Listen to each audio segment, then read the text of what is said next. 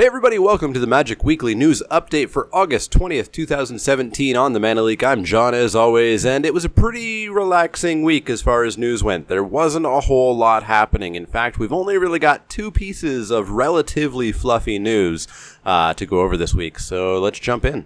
Up first, on August 13th, the 10 millionth sanctioned Magic event ever was held. Sanctioned events include basically every event ever held at any store and above. Your F&M drafts, your Tuesday night standard events, every single event ever run in a store is a sanctioned event, and there have been over 10 million of them as of last week. The 10 millionth event itself was held on August 13th in Barrie, Ontario, a place not terribly far away from here. It's probably, I don't know, like a 4-hour drive. I've been there once. It's a relatively small town. But it was held at a store there called OMG Games and Collectibles. It was a standard showdown. It was a 4-round event with 33 players, so a middle-sized event, especially for a small town like Barrie.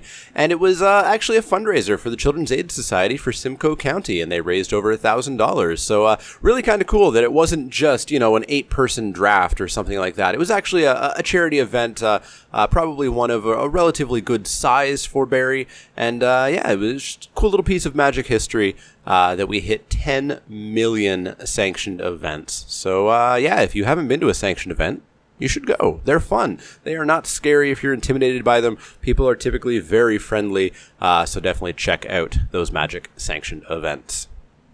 The other piece of news this week is one that I'm kind of ridiculously excited about. An article was posted by Blake Rasmussen, the editor for DailyMTG.com, called Exploring Ixalan by Exploring Our World.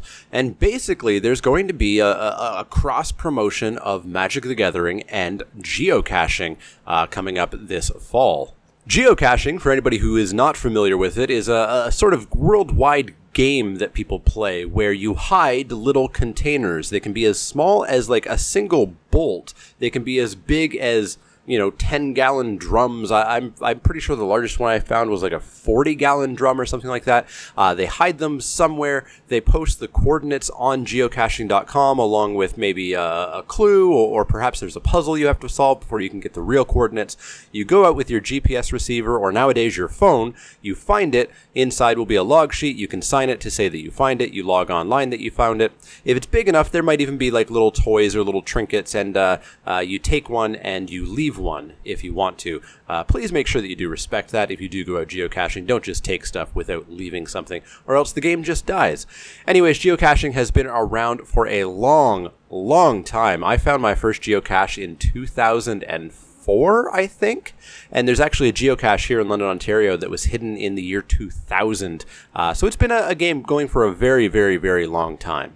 It is a ton of fun, and odds are there's a geocache very close to you. In fact, if you look at this map here, basically as long as you're not living in the literal middle of nowhere, and by middle of nowhere I mean like, I don't know, Siberia, there's probably geocaches right around you. So if you ever want to do something new, if you want to get out of the house, it's really, really cool. So check out geocaching.com. But we're going to explore Ixalan by exploring our world. Wizards of the Coast are going to be sending out these little trackable items, typically referred to as travel bugs in the geocaching community, to members of the community, fans, volunteers, stores, etc. I really hope that I get one, but I haven't heard anything, and I'm still really small potatoes, so I doubt that they're going to actually send me one specifically unless I figure out a way to be one of these volunteers, but I would love to get one. And basically, these people who get them are supposed to put them into a geocache. And the way travel bugs work is they have a unique code on them. You put that code into the website, geocaching.com, and it will put a little pin on the map saying it's in this geocache. And then somebody else can go and find that geocache, pick up that travel bug. Do not keep it. This is going to ruin this entire thing if you keep the travel bug. You take the travel bug, you log that you picked it up, you take it to another geocache, preferably far away. Hopefully you're going on vacation, you're going on a trip, you're going overseas. Go as far as you can, put it into another geocache, log it, another pin shows up on the map, and the process continues. As a result, you end up with these maps of, these little travel bugs hopping from cache to cache to cache to cache. I actually found one several years ago. It was a globe And its goal was to go around the world. And seeing the map of this little tiny globe having been all over the world. I think it came from Portugal to London, Ontario when I got it, and then I dropped it off still in Ontario, but Ontario is a big place. I dropped it off really, really far away over in Kingston.